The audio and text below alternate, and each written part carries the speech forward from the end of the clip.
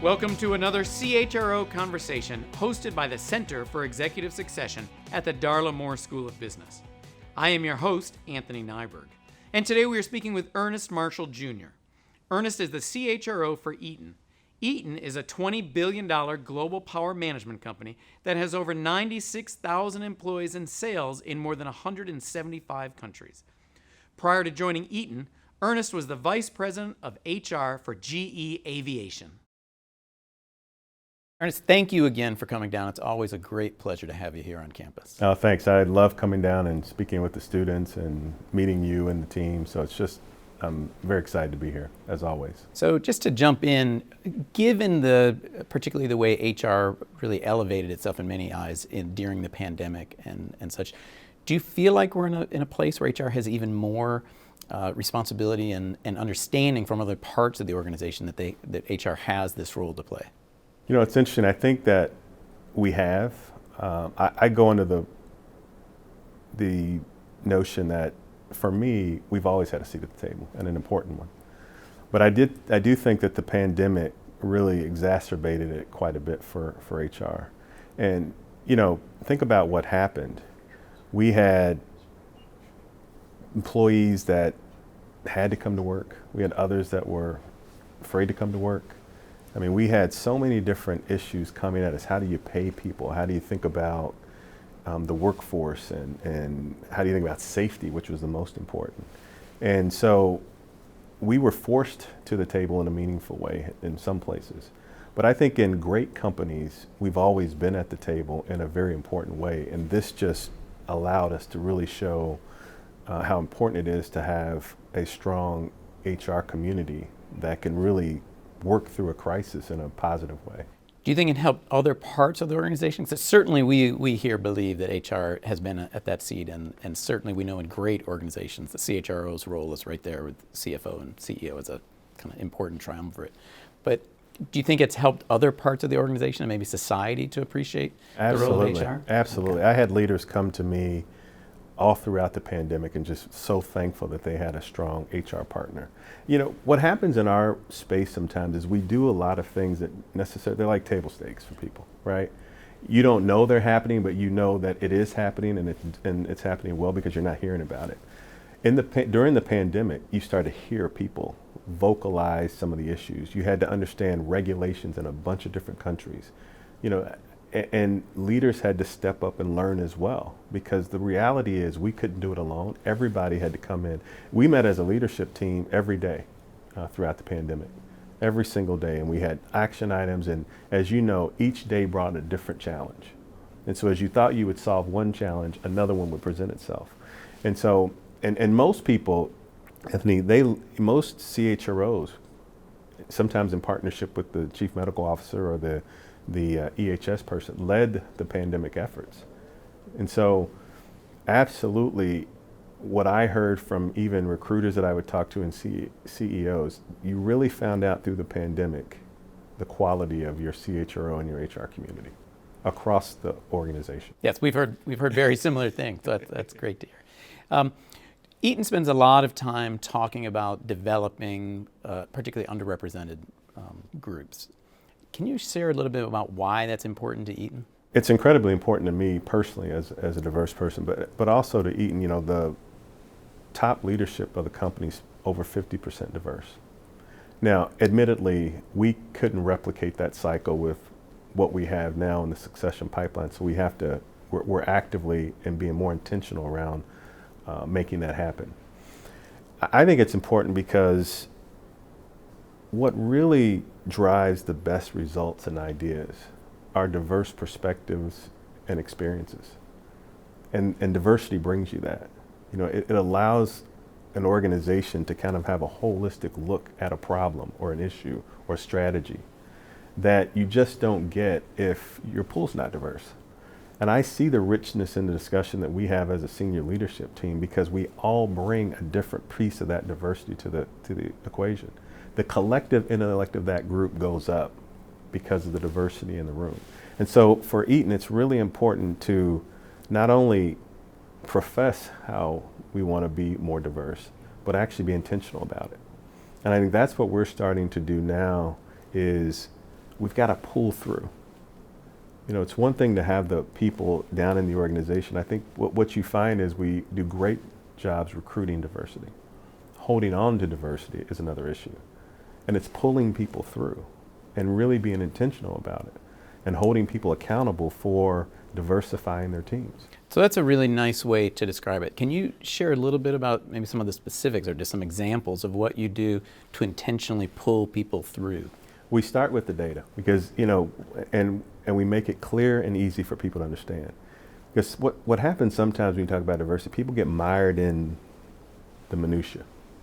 Rather than let's focus on, here's the issue, front and center, it's very clear, and then let's do something about it. I'll give you an example.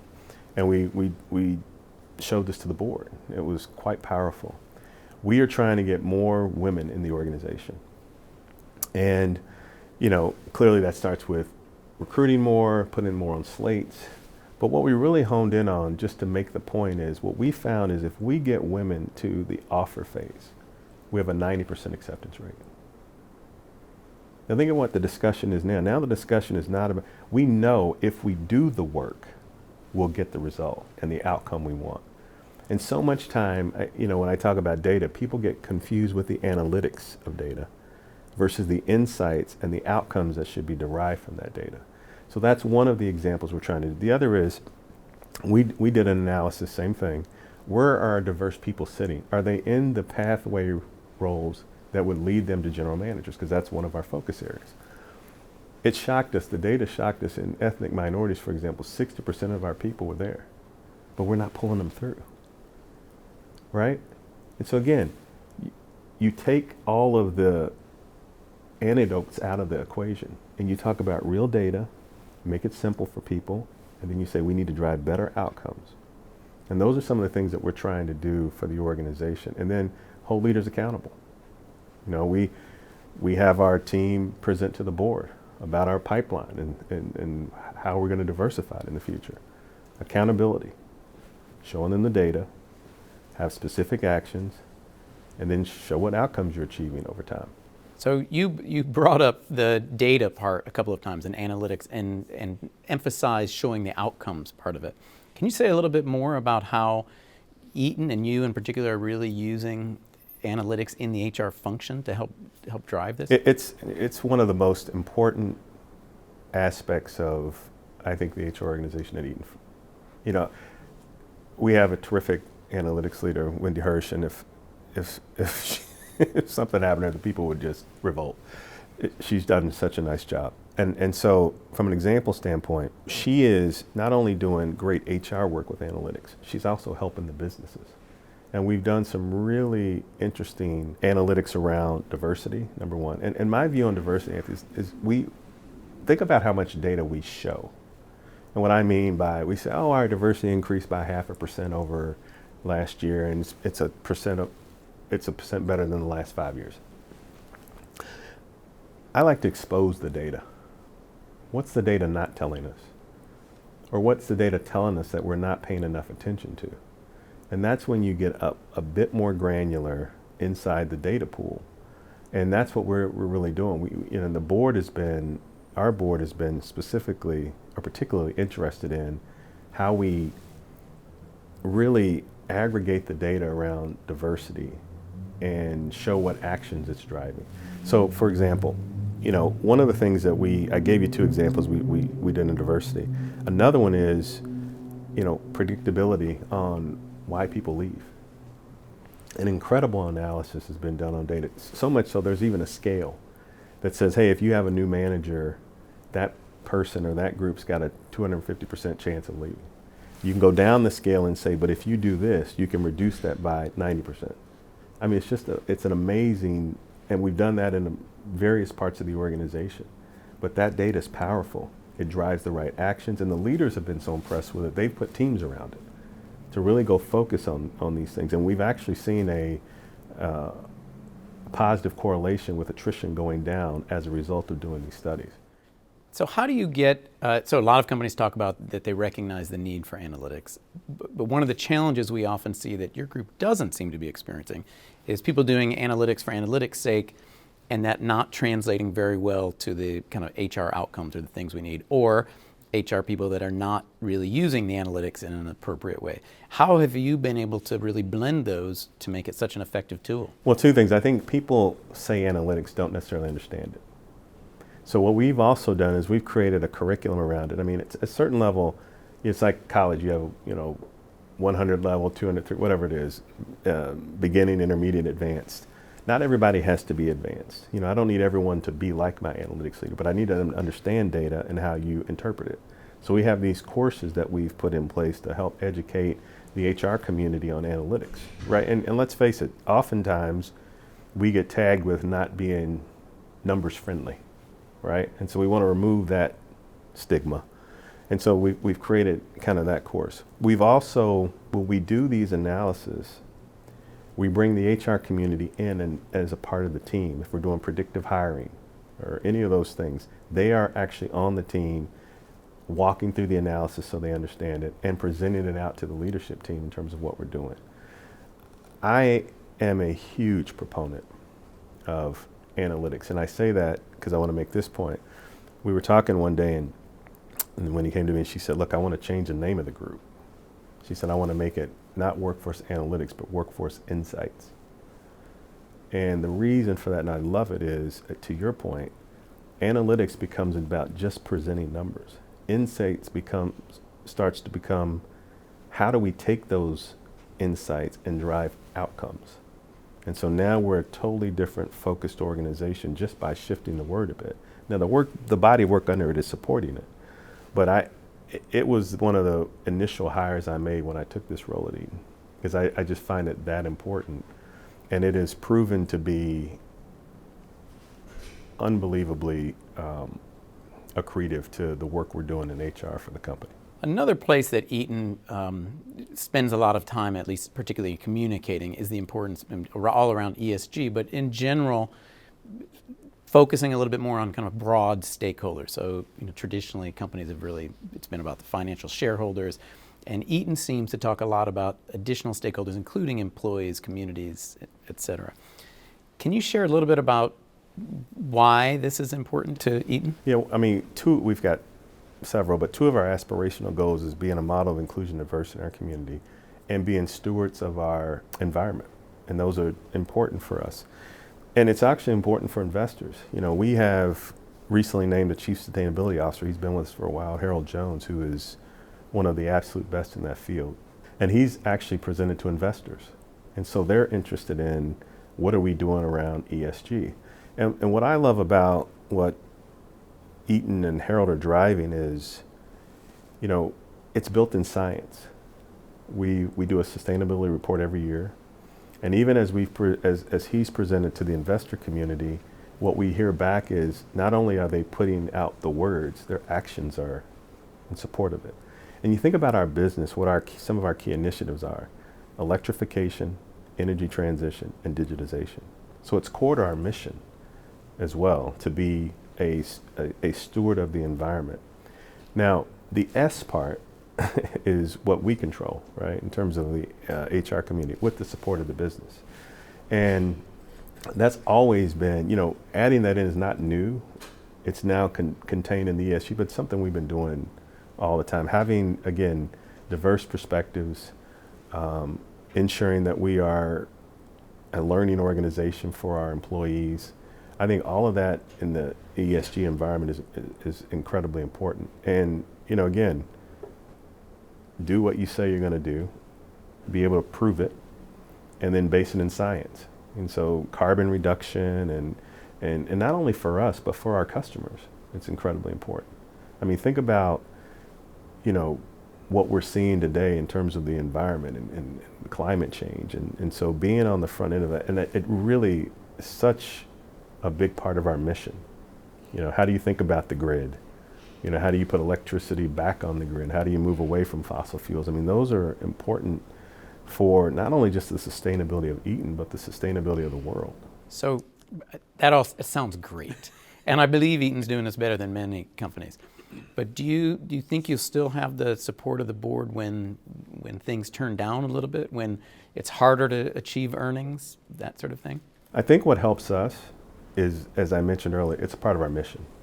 If you think about electrification in our vehicle business or in aerospace, I mean, what electrification really means is reducing the carbon footprint around so many different industries and areas. And so, because it's core to our mission and it's a part of our strategy, however the financial profits turn, that goes with it. You know what I mean? So it's important to our future growth of the company. So where it might change for some, just depending on the financial outlook of the company, it's too core to us to change that. So, I don't see that ever being an issue in terms of funding or those kinds of things. I mean, we have demonstrated, and you go back and look, that, since I've been there at least, and I've been a part of it, we have absolutely done what we said we were going to do. And we've been through, actually, think about it, we've been through these markets. I mean, 2020 wasn't pretty for anyone. Go look at what we've done. We still stayed focused on sustainability. It's because it's core to our mission. So it sounds like that's really the key, that if you're an organization that's serious about this, it will be part of your mission. And in your case, it sounds like you're describing it as investments rather than costs. Right. And I think that's a great way to put it. That's the right flip. It's not something that we are doing because it's a nice thing to do. It's core to what we do, and it's part of our aspirational goals. We do want to be good stewards of our environments and communities, particularly where our employees work. One of the things we hear about a lot these days is the Great Resignation. So, is that a real thing? Do you see it? And if so, what is Eaton doing about it? I call it the Great Reckoning, not the Great Resignation. And what do I mean by that? Let's face it, before the pandemic, people wanted flexibility, right? Before the pandemic, people had issues in sites, manufacturing sites or other locations. They feel like their voice wasn't heard. People wanted to, before the pandemic, wanted companies to increase diversity, right? So think about all the things that were important before the pandemic. Now, as we moved to the pandemic, I think we just exacerbated those things. And people found, that's why I call it a reckoning, they found their voice. They had time to prioritize and rethink about what's important to them. Whereas before they might tell you on a survey or whisper it to a colleague, they came out in mass and said, this is what we want. This is kind of now the new priorities for me as an individual or my family. And, I think all of us, right, collectively found a voice that maybe we felt like we didn't have before the pandemic. And so I think this will cycle through. That may not be popular, but I do think we'll find our way back, but it won't be the same. And I'm not sure that's a bad thing. So thinking about that going forward, what do you see as kind of the future of work? That's a pretty broad question, but let's also face it, and this is a stereotype that you never want to do, but I'll say it just for discussion. It's generational. I just talked to a group of your students, and going back to a 5-day work week, they're not sure would ever happen. You talk to CEOs who are wrestling with this right now. They would bring everybody back to work. And why is this important? And I think we have to be fair about it, right? So people wanted, as I mentioned, flexibility, and now we have it. We Eaton, we're in a hybrid situation right now. Some are just now coming back. And I think there's a balance, right? I really do think there's a balance, because think about everybody, I think, for a period of time liked being with their families, right? And, not having to necessarily drive to work every day. But what went up as a result of that? And this is what people miss. I've never seen the need for mental health so great. Because as individuals, we're meant to collaborate and connect. And so it's a balance. And I think when we lose some of that, when we are fully remote, as great as technology is, there's probably 1 million articles of people writing about it. I'm not sure you can ever replace the importance of connectivity. And so I think it's a balance. This future of work will be a balance. And we're not going to get it right out of the gate. We're all going to struggle. There are employee groups at certain companies that are protesting coming back at all.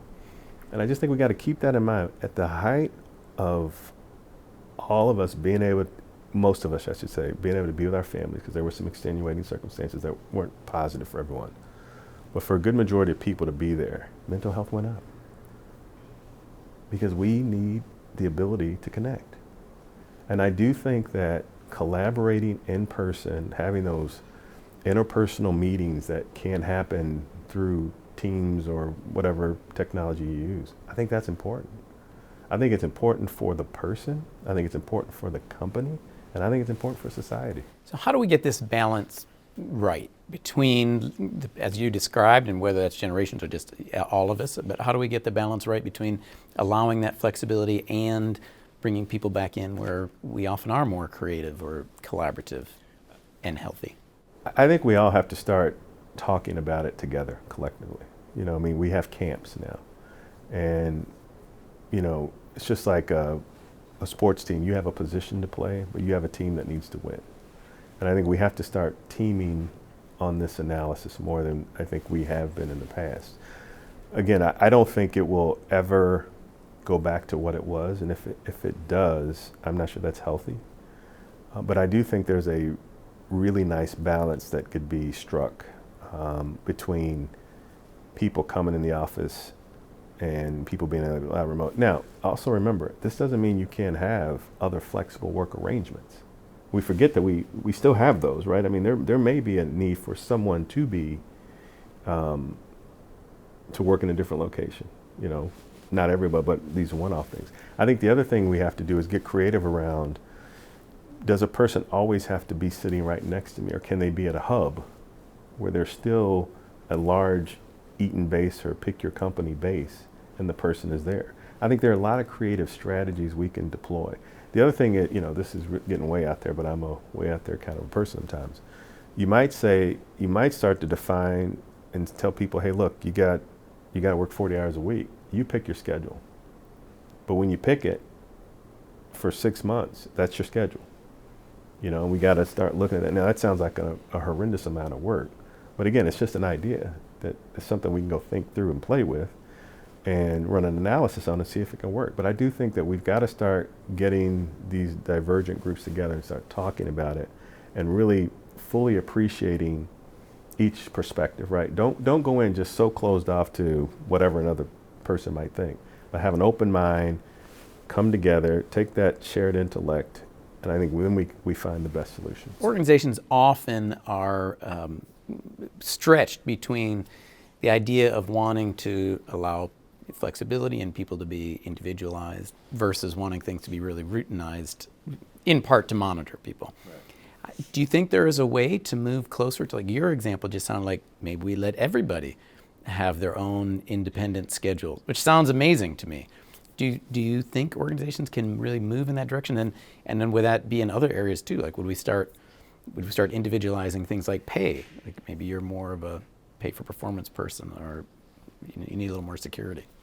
Look, you know, I love futurist ideas, right? So I would say yes, but that's me. You know, I do think that, you know, with some kind of control mechanism around it, if people want to work certain schedules and you can make the collaboration work within it, I think we should think about that, right? I've always been a proponent. I don't know how to quite do it yet. I know some groups out there who have tested with it, I've been meeting with it, I think have done some intriguing things. But the same on pay, you know what I mean? I mean, my son would run the risk of, you know, having lower health care and put that money somewhere else because, you know, he's healthy. You know, he may get hurt, we all may, but that's kind of how we think about it. So I've always been a proponent that says if my total net cost or pay, however you want to use it, is X, are there ways employees individually can split it up? You know what I mean? But think about all the parties that would have to have an interest in that to do that. But I do think we have to start having those conversations because I think they're important for the future. You know, we think about all the things 25 years ago we didn't believe could happen, and they're here today. So I don't think that's out of the realm of possibility. I absolutely believe we should be more competitive and thoughtful around pay and how people kind of take their total pay structure and then build it that best suits them. I love that idea. You know, Yes. I Sounds think great. You know, in my next life, I'm going to work on it because I do think that's important for flexibility.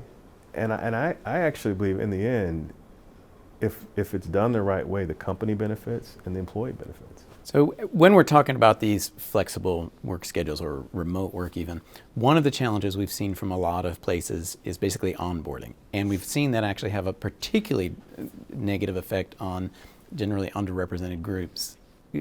How is Eaton handling things like that? If you're in a hybrid situation, how are you really getting people to be part of the company? It's a challenge. I'll start with that. Now, what we've tried to do is any of those, for example, when we have new leaders in the organization quarterly, Craig and the executive committee, we meet them for dinner. That's what we were doing. You know, during the pandemic, you can't do that, right? So we've turned that into a series of calls so that they still get to see us, we stay connected, they can ask any questions, and we tried to make it real and not corporate speak for an hour, right? So we'll rib each other. You know, I'm pretty good at kind of getting that set up because I want them to see the relationships we have and how important those relationships are. And then we do stress on the calls, you know, whatever structure we're in today, as a leader, you have to do the work. You really have to do the work to ensure that your team's coming together.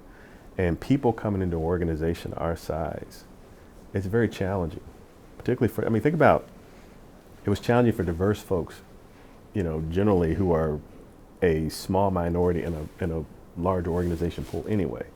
So now trying to come in and inculcate themselves to the organization and the culture becomes equally more challenging. So we've deployed our IRGs when people come in new.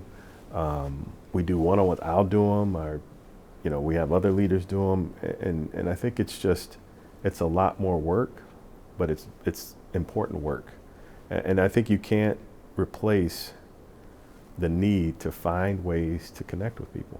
And I think that's the real challenge and the conundrum that I think we're all facing right now. And we through the pandemic, we probably hired 4 or 5 C-suite members.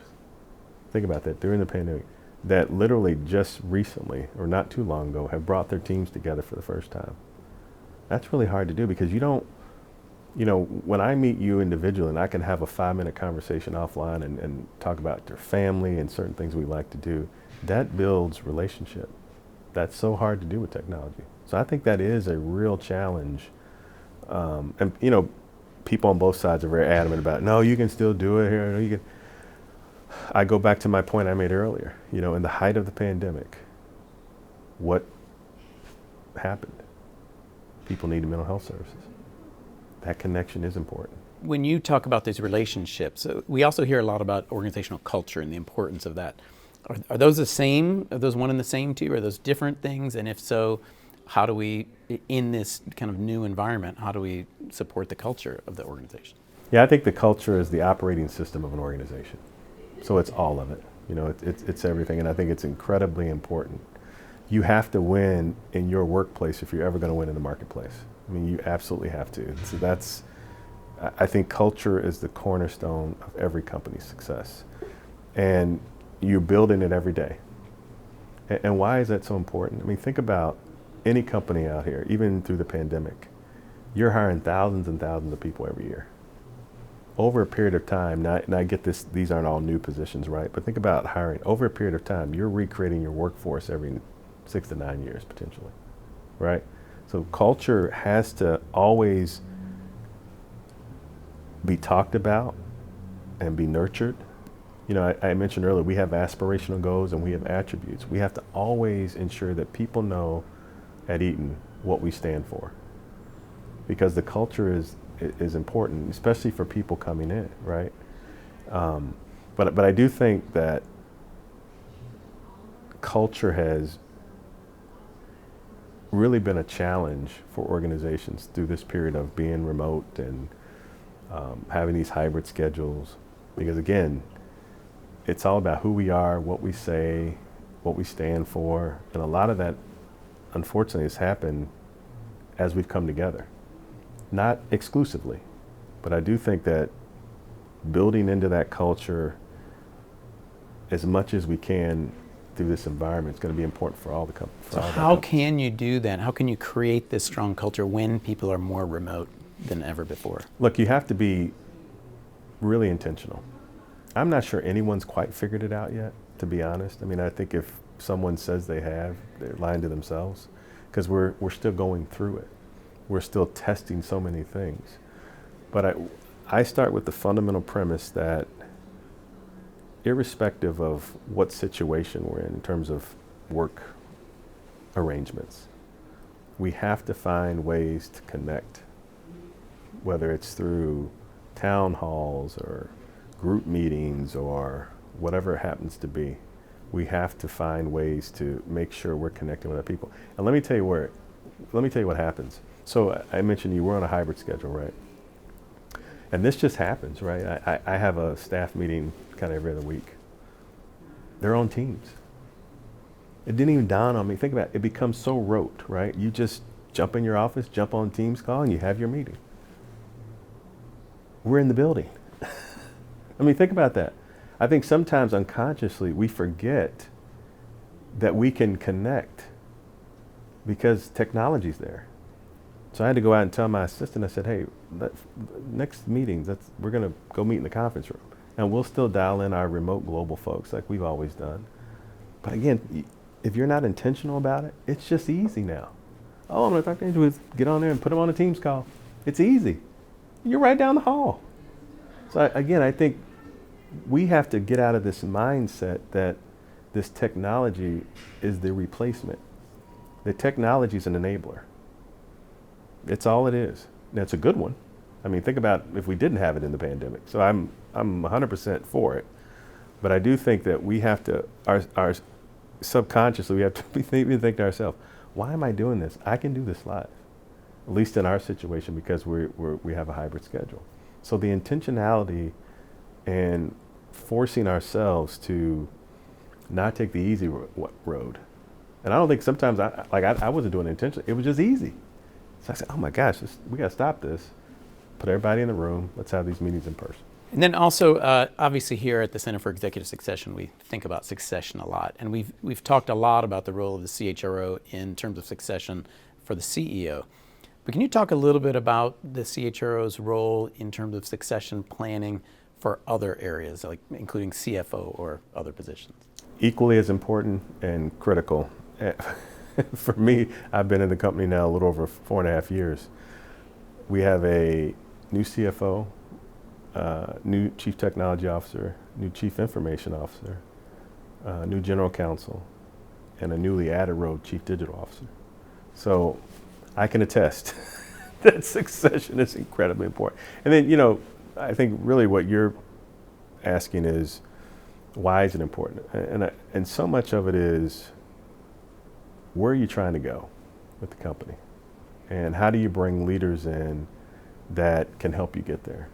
And we had great people that, retired or left the organization. But getting that succession right is on the critical path to achieving a real growth strategy for the company, just like CEO succession. And having the right people engaged, having a plan, around when you can have a plan, when around, how you're going to bring those people in, who's going to be involved, I think is incredibly important. We're going through CEO succession now. It's not like it's a secret because we have a mandatory retirement age.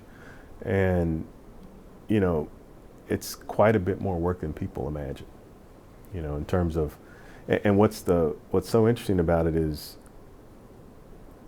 I'll use CEO succession, but it can be anybody's. When you make the transition, you really should be starting on the next one then. Because you have to move people through the organization. And I think that's to your other point around other, important roles in the organization. Your succession health gets graded as you start to think about bringing other people in the organization.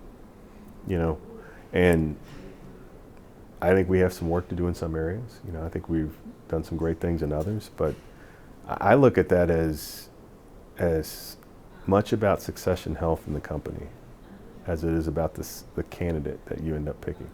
So I think I've heard you even talk about how the CEO succession process should be probably at least 5 years, something like that. And I think what I just heard you say is basically as soon as you get this next CEO, you've got to already be thinking about who's the person after that. Is that true of other positions? Like for a CFO, is it similar timeline? I think so, because think about the experiences you want people to have. And, you know, if you're a company that has a exceptional succession track record, you're already thinking about this, so you're moving key people around the organization where they need to be. If you're only average at it, you know, then you starting early is a benefit for you, right? Because you at least got to start thinking about who are those people that, you know, fit the profile, that you can get those right experiences and time it out where, you know, when that other person ends up leaving, retiring or whatever, you've got a person ready. My view is you've got the known, which is a retirement generally, then you have the unknown. The way I think about succession is I want to have succession for the unknown, and I'll always satisfy the known. And that means you've got to have people ready. Great succession to me is, it's not about scrambling to find the right person. When you have great succession, the hardest thing you're doing is telling 2 or 3 people they're not getting the job. That's great succession. That's succession health in an organization. And that's why I think it's so important, because again, as I mentioned, often you have the known, right? But then you have to be ready for the unknown. And that happens as well. And so I'm just a big fan of driving succession in an organization, ensuring that succession pool is diverse, and really forcing people to get varied experiences early in their career. People always ask you, how do you find a successful CEO, P&L person, GM? Everybody uses different words. I said, you have to do it early. You put them in experiences early that they'll have to make decisions on later in their career. And sometimes we send people up one specific path and they miss some of the broadening experiences that they need to be successful. And I think that's our fault for not helping them understand the importance of those different types of roles. I see our students are starting to fill up the auditorium to hear you next. So thank you very much for your time here and for coming down. We sincerely appreciate having you. Thank you. I'm always thrilled to be here. I look forward to coming back and always seeing you and the team. So thanks a lot. Great questions. Hopefully there's a few pearls of wisdom in there, and thanks. You just listened to another CHRO conversation. Today, Ernest Marshall Jr. of Eaton described some of the innovative ways that Eaton is using analytics to make informed people decisions. He also shared his views regarding how HR drives business success through the intersection of strategy, talent, and culture. On behalf of all of us who are associated with the Master of Human Resources program and the Center for Executive Succession here at the University of South Carolina, thank you for joining us.